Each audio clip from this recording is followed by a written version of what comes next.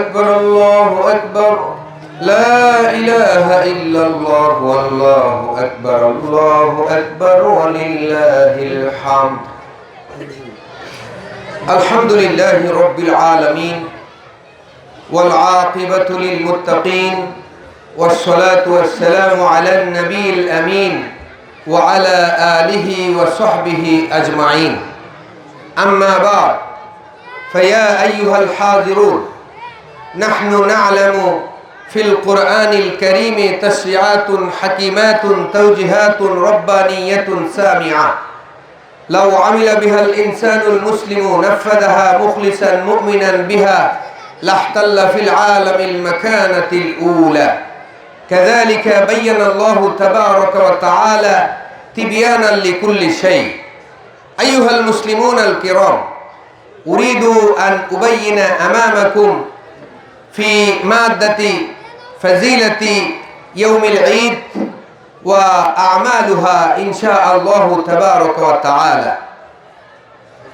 قال الله سبحانه وتعالى في كلامه المجيد وفي فرقانه الحميد أعوذ بالله من الشيطان الرجيم بسم الله الرحمن الرحيم يريد الله بكم اليسر ولا يريد بكم العسر ولتكملوا العدة ولتكبروا الله على ما هداكم ولعلكم تشكرون فعلينا أن نعمل عملا كثيرا في هذا اليوم أيها المسلمون الكرام علينا أن نعطي أن نؤدي صدقة الفطر في هذا اليوم إن شاء الله كما ورد في الحديث عن عبد الله بن عباس رضي الله تعالى عنه قال فرض رسول الله صلى الله عليه وسلم زكاة الفطر طهرة للصائم من اللغو والرفث وطعمة للمساكين من أداها قبل الصلاة فهي زكاة مقبولة ومن أداها بعد الصلاة فهي صدقة من الصدقات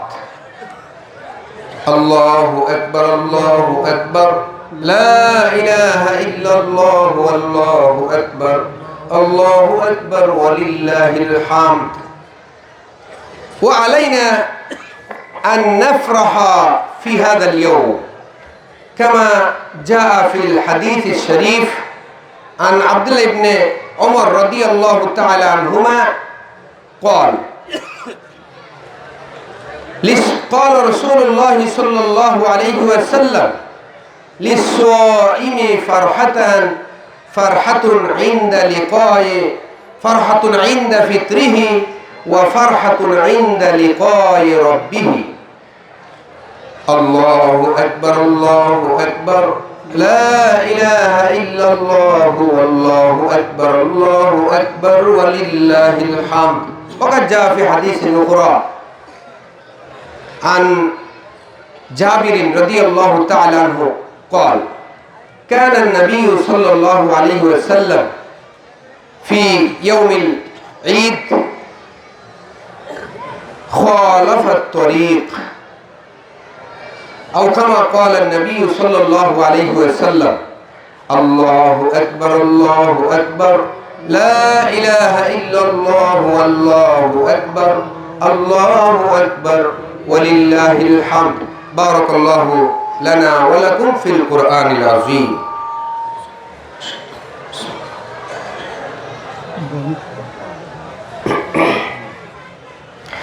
الله أكبر لا إله إلا الله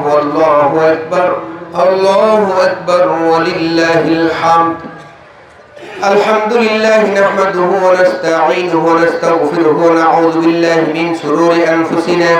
من يهد الله فلا مضل له ومن يضلله فلا هادي له ونشهد أن لا إله إلا الله وحده لا شريك له ونشهد أن سيدنا مولانا محمدا عبده ورسوله أرسله بالحق بشيرا ونذيرا بين يدي الساعة من يطع الله ورسوله فقد رشد ومن يعصهما فقد غوى أما بعد فقد قال الله تبارك وتعالى في كلامه المجيد وفي فرقانه الحميد